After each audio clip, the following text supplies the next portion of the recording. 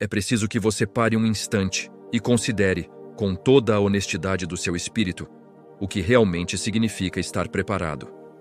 Existe uma ideia disseminada no cristianismo moderno de que no momento em que o Senhor Jesus voltar, todos os salvos serão levados instantaneamente, como se a salvação fosse um bilhete de loteria que garantisse a todos o mesmo lugar na fila, independentemente de como a vida foi investida na terra. Mas a realidade do reino de Deus segue uma lógica que a religião muitas vezes ignora: a lei da colheita. Se olharmos para as Escrituras, vemos que Deus se apresenta como um agricultor. E um agricultor sábio nunca colhe o trigo enquanto ele ainda está verde. Watchman Nee, durante os anos em que foi provado pelo sofrimento e pela reclusão na China, meditava profundamente sobre essa verdade. Ele compreendeu que o arrebatamento não é um evento arbitrário ou um resgate de emergência para cristãos imaturos. É, na verdade, a colheita do fruto que finalmente amadureceu. Se um fruto é colhido antes do tempo, ele se perde. Se Deus retirasse da terra um cristão que ainda vive inteiramente na sua natureza terrena, ele estaria violando o seu próprio princípio de maturidade. Muitos se apegam a passagens como 1 Tessalonicenses 4,17 para pregar um arrebatamento automático e incondicional. Mas as palavras do Senhor Jesus, em Lucas 21:36, carregam um peso de advertência que não podemos ignorar. Vigiai, pois, a todo tempo orando para que possais ser tidos por dignos de escapar de todas estas coisas que têm de suceder. Veja a gravidade dessa palavra. Dignos. Se o arrebatamento fosse um evento mecânico para todo e qualquer crente, o Senhor não nos exortaria a orar para sermos achados dignos de escapar da hora da prova. Historicamente, essa revelação custou muito caro aos que vieram antes de nós. Witness Lee recordava que na década de 30, quando o Espírito começou a abrir esse entendimento nas igrejas locais na China, houve um choque de consciência.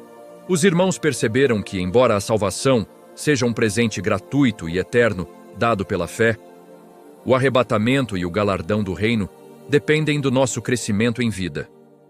O Senhor deseja nos colher, mas Ele busca o fruto que já perdeu a umidade da vida da alma e se tornou seco para o mundo, mas cheio da vida divina. Considere o que está registrado em Apocalipse 14. Ali vemos um grupo específico sobre o Monte Sião, chamados de primícias para Deus e para o Cordeiro. Na agricultura bíblica, a primícia era o primeiro punhado de grãos que amadurecia sob o sol, antes do restante do campo.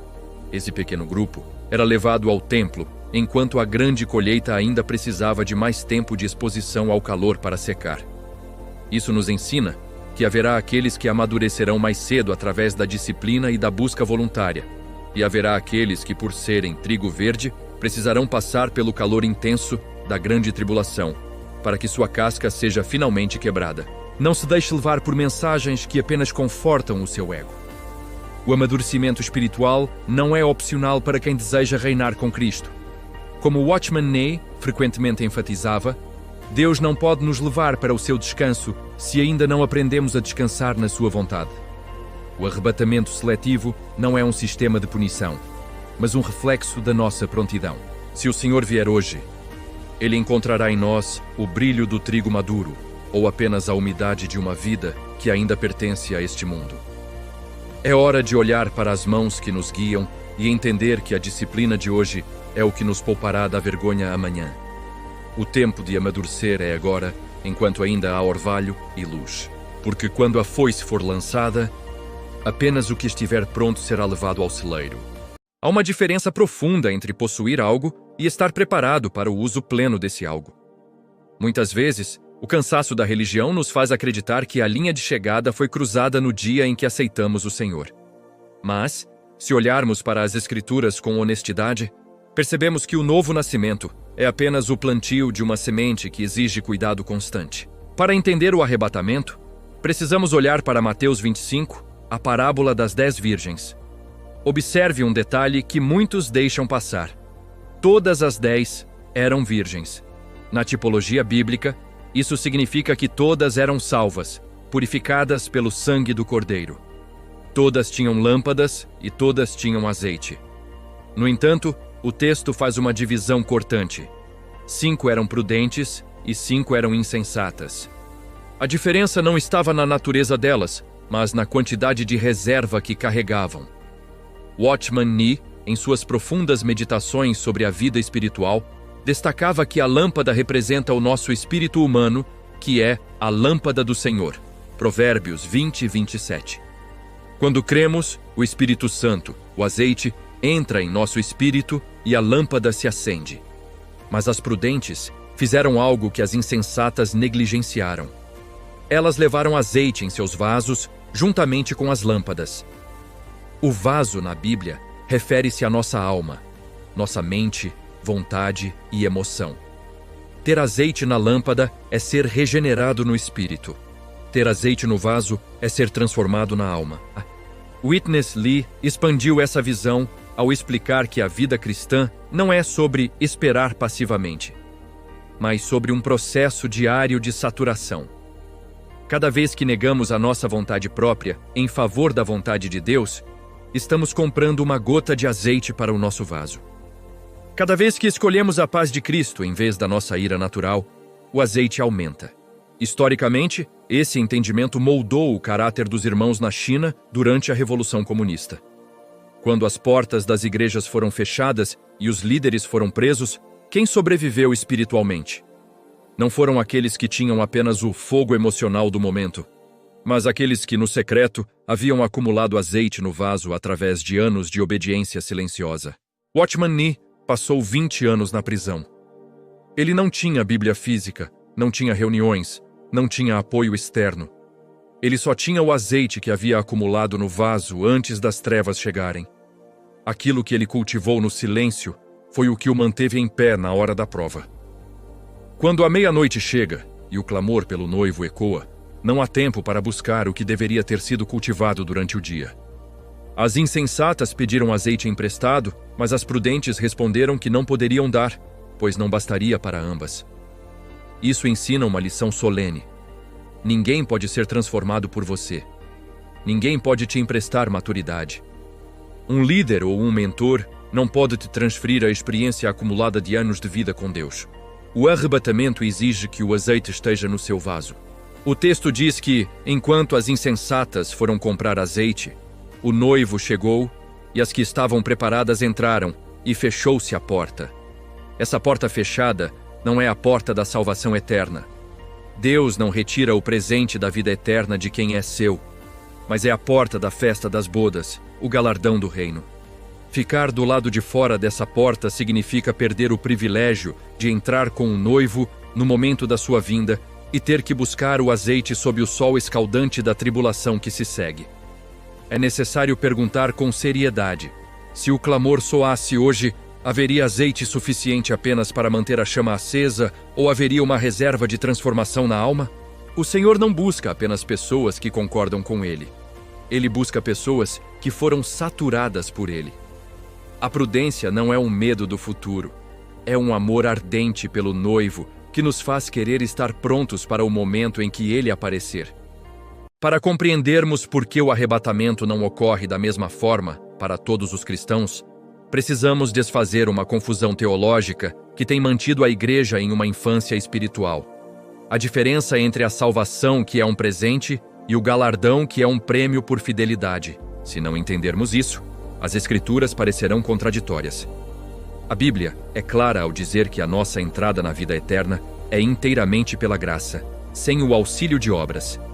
Efésios 2, 8, 9 afirma categoricamente: porque pela graça sois salvos, mediante a fé, e isto não vem de vós, é dom de Deus, não de obras, para que ninguém se glorie. Este é o fundamento. Uma vez que você creu no Senhor Jesus, a sua segurança eterna está selada. No entanto, o Novo Testamento também fala de um julgamento que não é para os perdidos, mas especificamente para os salvos. Em 2 Coríntios 5:10, lemos um aviso solene. Porque importa que todos nós compareçamos perante o tribunal de Cristo, para que cada um receba segundo o que tiver feito por meio do corpo, ou bem ou mal. Note que Paulo está escrevendo para a igreja. Este tribunal, no grego bema, não é o grande trono branco para a condenação eterna, mas o estrado onde os atletas recebiam seus prêmios ou os perdiam. O arrebatamento das primícias é o resultado desse escrutínio.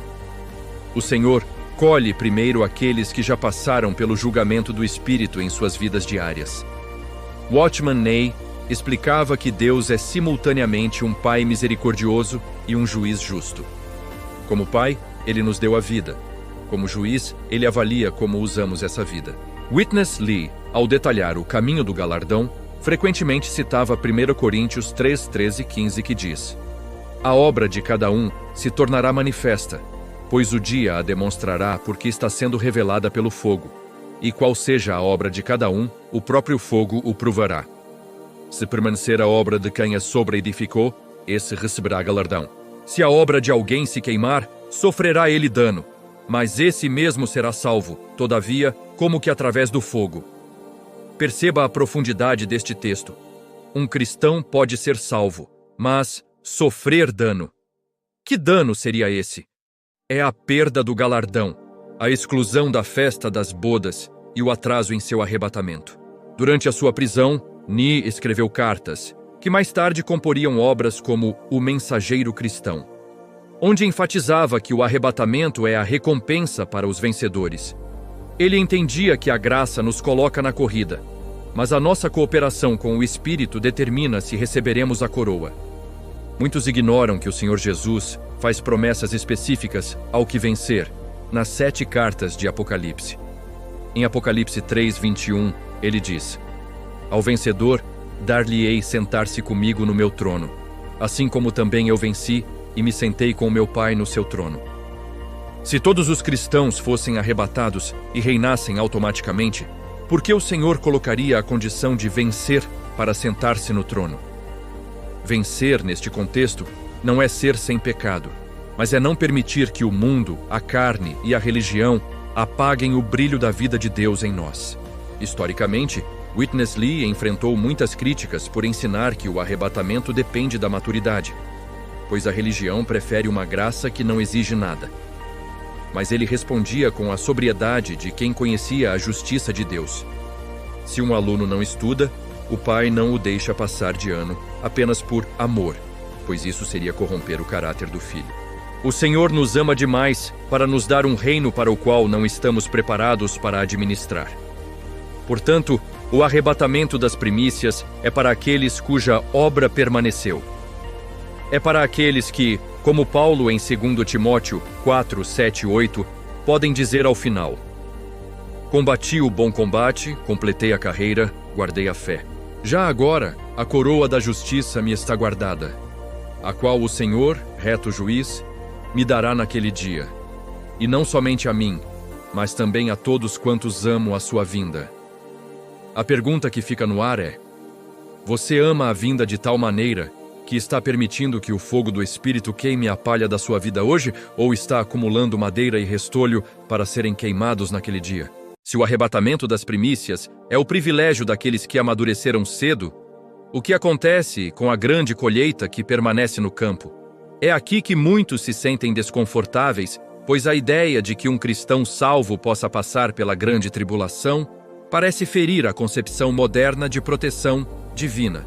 Mas precisamos entender o coração do agricultor.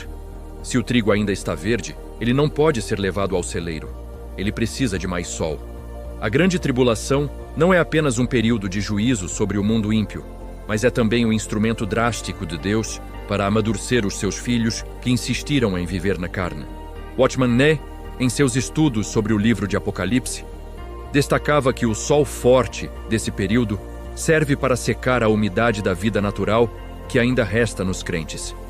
Em Apocalipse 7, 13 e 14, vemos uma cena reveladora.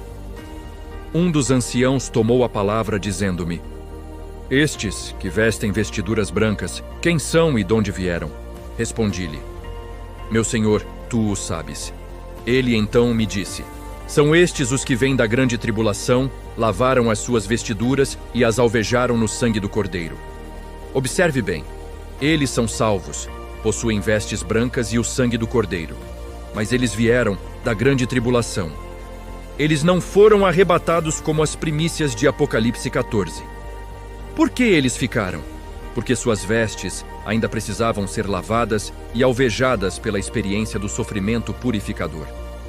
Witness Lee ensinava que a misericórdia de Deus é tão vasta que, mesmo quando falhamos em cooperar com o Espírito hoje, Ele não desiste de nós. Ele apenas usa meios mais severos para nos santificar. O Senhor nos deu um aviso solene em Apocalipse 3:18. Aconselho-te que de mim compres ouro refinado pelo fogo para te enriqueceres, vestiduras brancas para te vestires, a fim de que não seja manifesta a vergonha da tua nudez, e colírio para ungires os olhos, a fim de que vejas. Comprar ouro refinado pelo fogo exige um preço. As primícias compram esse ouro hoje, através da obediência voluntária e da perda da vida da alma. Aqueles que se recusam a pagar o preço agora terão que comprá-lo sob o calor do anticristo. Historicamente, Witness Lee enfrentou oposição ao explicar que o arrebatamento pré-tribulacionista não é um coletivo automático. Ele dizia que o ensino do arrebatamento incondicional é como dizer a um estudante que ele receberá o diploma, mesmo que não apareça nas aulas. Isso gera cristãos preguiçosos. No contexto da perseguição na China, os irmãos entenderam que a tribulação externa apenas acelerava o que deveria ter ocorrido internamente. Se não permitirmos que o Senhor quebre o nosso eu agora, o mundo o fará de forma muito mais dolorosa. Considere o que diz Mateus 24, 42, 44. Vigiai, pois, porque não sabeis em que dia vem o vosso Senhor. Mas considerai isto: se o pai de família soubesse a que hora viria o ladrão, vigiaria e não deixaria que fosse arrombado em sua casa. Por isso ficai também vós apercebidos, porque a hora em que não cuidais, o Filho do Homem virá. A vinda do Senhor é como um ladrão. Ele não vem para levar o lixo da casa, ele vem para levar as joias. Se você ainda não se tornou uma joia através da transformação, o ladrão passará por você e o deixará para trás até que você adquira o valor necessário. Não se engane. Deus não tem prazer no sofrimento, mas Ele tem prazer na nossa maturidade. Ele deseja que sejamos como as primícias, que alegram o seu coração no início da colheita. Em Lucas 12, 47 e 48, o Senhor deixa claro que haverá níveis de responsabilidade.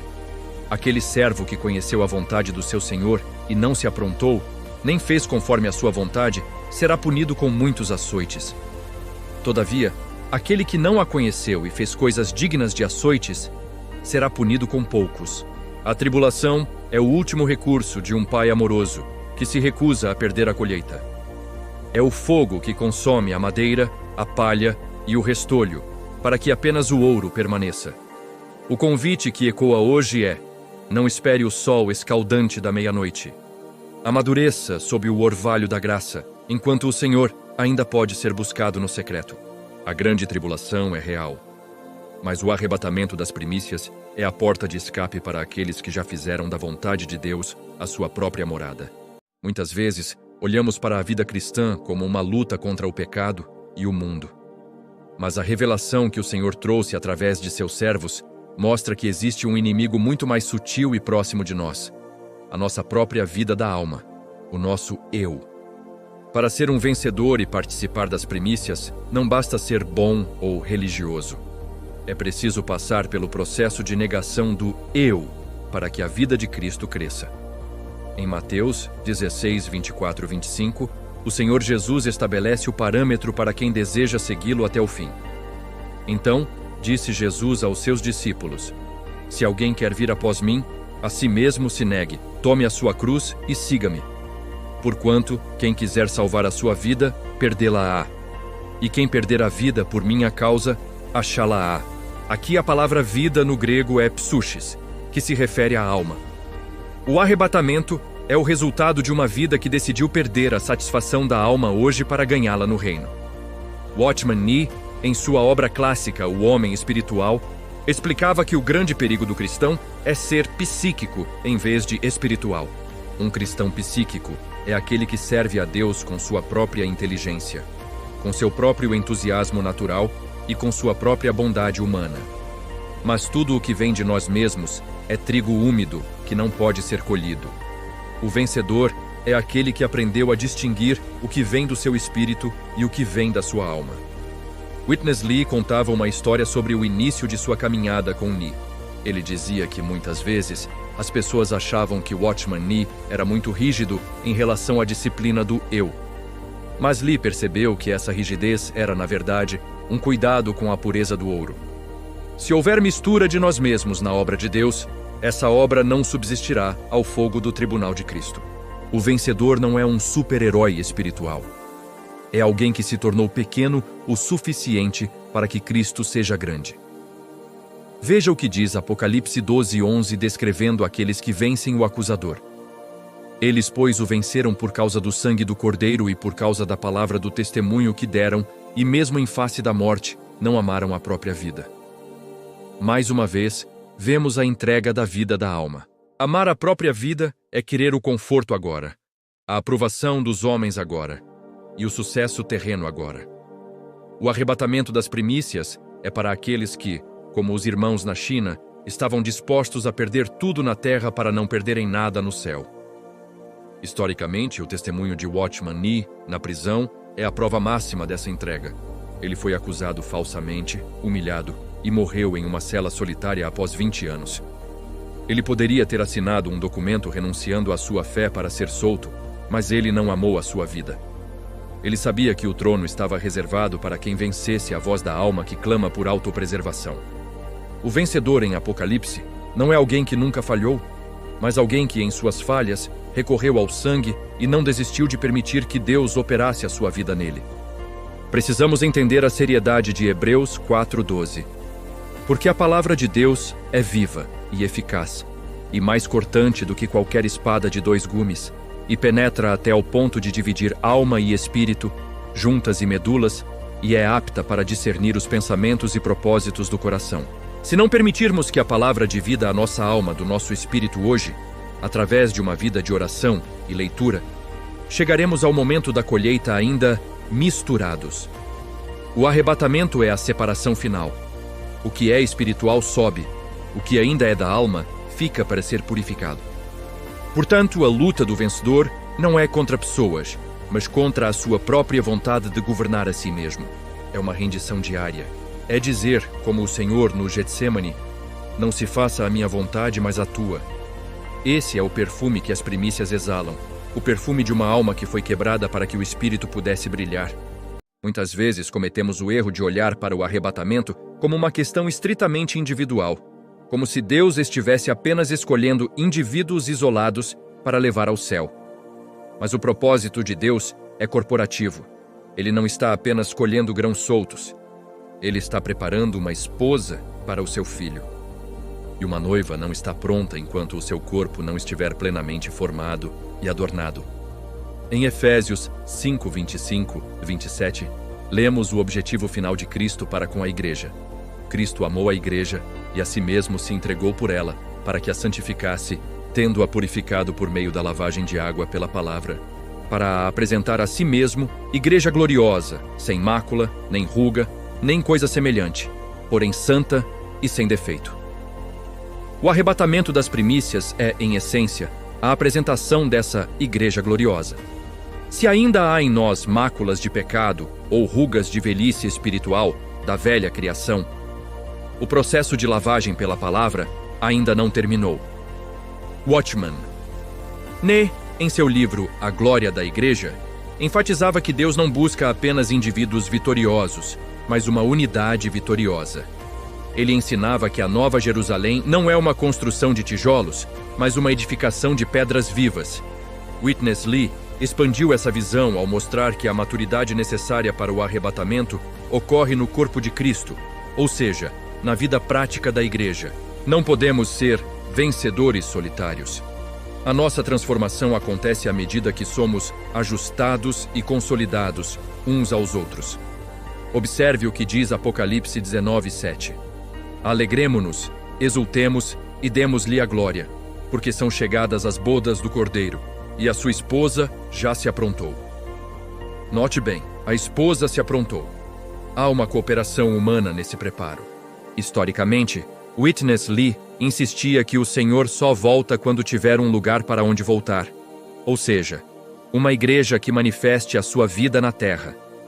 Na China, Mesmo sob perseguição, os irmãos não focavam apenas em sua própria sobrevivência espiritual, mas em como podiam edificar uns aos outros para que o corpo estivesse pronto. Muitos cristãos vivem de forma independente, sem prestar contas, sem comunhão real e sem edificação com os outros membros. No entanto, em Efésios 4, 15 e 16, a Bíblia é clara. Seguindo a verdade em amor, cresçamos em tudo naquele que é a cabeça, Cristo, de quem todo o corpo, bem ajustado e consolidado pelo auxílio de toda a junta, segundo a justa cooperação de cada parte, efetua o seu próprio aumento para a edificação de si mesmo em amor.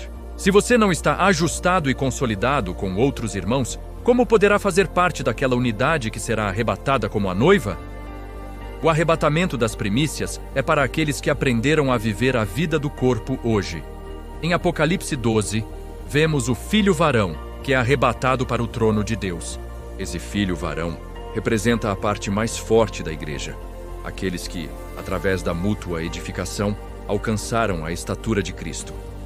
Eles não venceram sozinhos. Eles venceram como um testemunho coletivo da vitória de Cristo sobre a terra. Considere a seriedade disto. A sua falta de comunhão e de submissão aos irmãos pode estar atrasando o seu amadurecimento e, consequentemente, a sua prontidão para o arrebatamento. Como dizia Witness Lee, Deus quer um edifício, não uma pilha de materiais de construção. O material pode ser precioso, mas se não estiver edificado, não serve para a de habitação de Deus. O Senhor está vindo buscar uma noiva que aprendeu a amar, a perdoar e a servir como um só corpo. A pergunta para a nossa reflexão é: estamos crescendo em tudo naquele que é a cabeça, ou estamos apenas acumulando conhecimento bíblico de forma isolada? O noivo não virá buscar membros espalhados. Ele virá buscar uma esposa que já se preparou. E esse preparo acontece agora, no convívio, na paciência com os fracos e na edificação mútua na vida da igreja. É fundamental compreendermos que o arrebatamento não é um fim em si mesmo. Ele é a porta de entrada para uma função específica no governo de Deus. Muitos cristãos pensam que a eternidade será um estado de inatividade contemplativa, mas as Escrituras revelam que o próximo milênio será um tempo de governo e administração. O arrebatamento das primícias tem como objetivo selecionar aqueles que reinarão com Cristo sobre a terra. Em Apocalipse 20, 4 e 6, a palavra é explícita sobre este privilégio. Vi também tronos, e nestes sentaram-se aqueles aos quais foi dada a autoridade de julgar. Bem-aventurado e santo é aquele que tem parte na primeira ressurreição. Sobre esses, a segunda morte não tem autoridade. Pelo contrário, serão sacerdotes de Deus e de Cristo e reinarão com ele os 1000 anos. Observe que existe uma primeira ressurreição, ou uma ressurreição de entre os mortos, a exanástasis, que é um prêmio para os que venceram. Reinar com Cristo não é um direito de todos os salvos por decreto, mas um galardão para os que se deixaram governar por ele nesta era. Watchman Nee, em suas exposições sobre o reino, sempre traçava uma linha clara. A salvação resolve o problema do nosso pecado perante Deus, mas o galardão resolve o problema da nossa utilidade para o reino. Ele dizia que o milênio é o tempo de ajuste antes da Nova Jerusalém na eternidade. Witness Lee complementava esse ensino explicando que o reino dos céus tem uma realidade hoje, a vida da igreja, e uma manifestação futura, o reinado de 1000 anos. Se não vivemos a realidade do reino agora, como poderemos participar de sua manifestação depois? O próprio Senhor Jesus deixou parábolas claras sobre isso. Em Lucas 19:17, na parábola das minas, o Senhor diz ao servo fiel: muito bem, servo bom, porque foste fiel no pouco, terás autoridade sobre 10 cidades. A autoridade no reino é proporcional à fidelidade na vida cristã hoje. Se não somos fiéis em cuidar da vida de Cristo em nós e nos irmãos agora, como Deus nos confiaria o governo das nações amanhã? O arrebatamento das primícias leva para o trono aqueles que já aprenderam a reinar sobre o seu próprio pecado e sobre o seu próprio eu. Historicamente, essa visão deu aos irmãos na China uma perspectiva eterna que os sustentou em meio às maiores privações. Eles entendiam que o sofrimento momentâneo era, como Paulo disse em 2 Coríntios 4,17, um peso eterno de glória, muito excelentemente. Eles não estavam apenas tentando sobreviver, eles estavam estagiando para o reino. Witness Lee frequentemente mencionava que a nossa vida hoje é um campo de treinamento. Cada teste que passamos, cada vez que escolhemos o espírito em vez da carne, estamos acumulando capital para o reinado milenar. Precisamos considerar com temor o que o Senhor diz em Apocalipse 2:26-27. Ao vencedor e ao que guardar até ao fim as minhas obras, eu lhe darei autoridade sobre as nações, e com cetro de ferro as regerá. Se o arrebatamento fosse igual para todos, essa promessa de autoridade ao vencedor perderia o sentido. O Senhor é um justo juiz, e ele recompensará cada um conforme as suas obras. Muitos passarão o milênio fora das bodas, em um lugar de disciplina e amadurecimento, enquanto os vencedores desfrutarão da presença do noivo e governarão com ele. Como Ni bem pontuou, a salvação nos livra do inferno, mas o galardão nos livra da vergonha diante do tribunal de Cristo. O chamado para o arrebatamento das primícias é um chamado para a nobreza espiritual. É um chamado para deixarmos de ser apenas beneficiários da graça e nos tornarmos co-herdeiros com Cristo. O tempo de qualificação é agora. O reinado começa hoje, no domínio sobre as nossas vontades e na submissão ao cabeça. Porque aquele que é fiel no pouco, sobre o muito será colocado. Chegamos ao ponto onde a revelação deve se tornar vida. Não adianta compreendermos a doutrina das primícias, o mistério do azeite no vaso ou a estrutura do tribunal de Cristo, se isso não produzir em nós uma mudança de postura hoje. O conhecimento sem a experiência da vida é apenas mais uma camada de religiosidade. O que o Senhor busca neste momento, enquanto os sinais do fim se multiplicam ao nosso redor, são corações que ardem por sua vinda. A Bíblia encerra todo o seu registro com uma promessa e uma oração.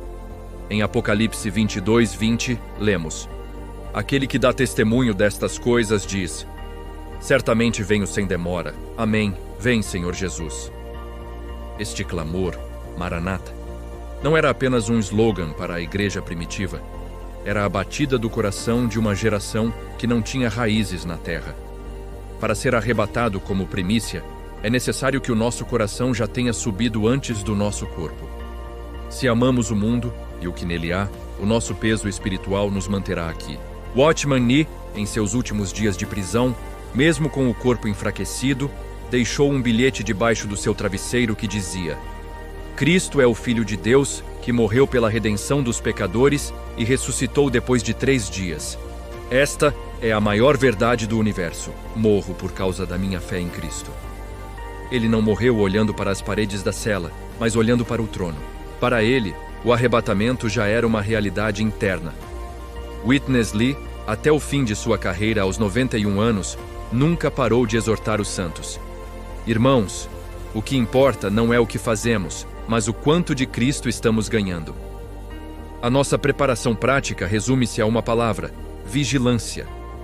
O Senhor nos alertou em Marcos 13:35-37. Vigiai, pois, porque não sabeis quando virá o Senhor da casa, se à tarde, se à meia-noite, se ao cantar do galo, se pela manhã, para que vindo ele inesperadamente não vos ache dormindo. O que, porém, vos digo, digo a todos: vigiai. Estar dormindo espiritualmente é estar absorto nas ansiedades desta vida, no conforto da carne e na autossatisfação.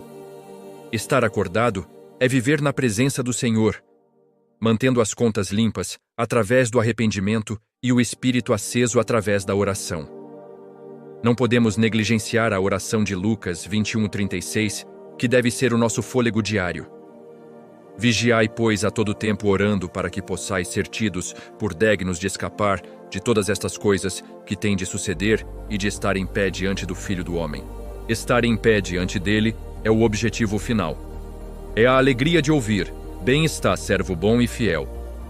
O arrebatamento é a separação entre aqueles que apenas falam de Deus e aqueles que conhecem a Deus.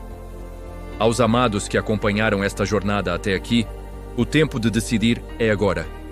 Não espere a grande tribulação para amadurecer à força. Não espere a porta se fechar para perceber que o seu vaso está vazio. Busque o Senhor enquanto ele se pode achar. Invoque o seu nome. Deixe que a vida da igreja, onde quer que você esteja, seja o solo onde você será cultivado para ser uma primícia. Termino com as palavras de Apocalipse 22:12. E eis que venho sem demora, e comigo está o meu galardão para dar a cada um segundo a sua obra. Que possamos viver de tal maneira que, quando ele olhar para a terra, veja em nós o brilho do ouro provado no fogo, o perfume da noiva preparada e a maturidade do trigo pronto para o celeiro. Que o nosso viver cotidiano seja a prova de que não pertencemos a este século, mas ao reino que está por vir. Maranata! Vem, Senhor Jesus! Se essa palavra queimou no seu coração e trouxe luz sobre a responsabilidade do nosso viver hoje, não guarde essa revelação apenas para você. O amadurecimento do corpo de Cristo depende de cada membro ter acesso à verdade pura da palavra. Para continuar mergulhando nessas profundezas e desfrutar de mais conteúdos baseados na herança espiritual de Watchman Nee e Witness Lee, eu te convido a se inscrever no canal Vaso Aberto. Clique no botão de inscrição e ative o sininho.